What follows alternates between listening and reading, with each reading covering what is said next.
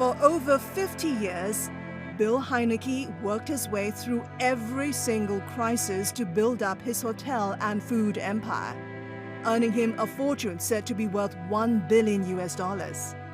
But the scale of the pandemic is in a category of its own. Everything else was a walk in the park.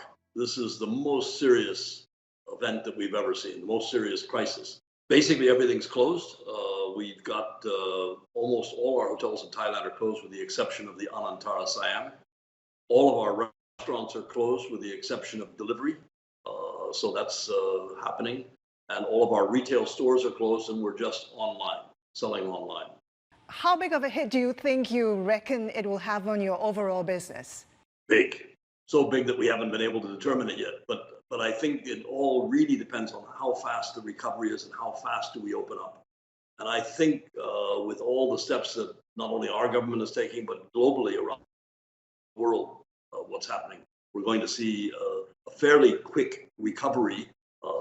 And when I say quick, I mean within this year, we'll see some recovery. But I don't think we can measure it by first quarter, second quarter, or third quarter. A lot of talk about recession, a lot of talk about depression. Are you worried? Yes, I think this is a depression that we're going through. And I think it'll depend very quickly on how fast we open up again.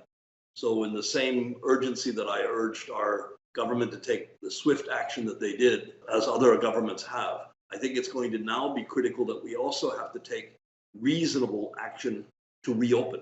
What lessons from the past crises have you picked up that you are now applying to this particular pandemic? Well, I think certainly cash is king, and the very first thing that we did was make sure that we're not going to run out of cash. So we opened up credit lines and reevaluated everything to make sure that we had enough money to last through a much longer pandemic. We didn't expect to see the beginning of opening in Thailand this soon, which is in May. And I'm very pleased to see that there's recovery occurring in many of our other markets like China, Taiwan, Korea.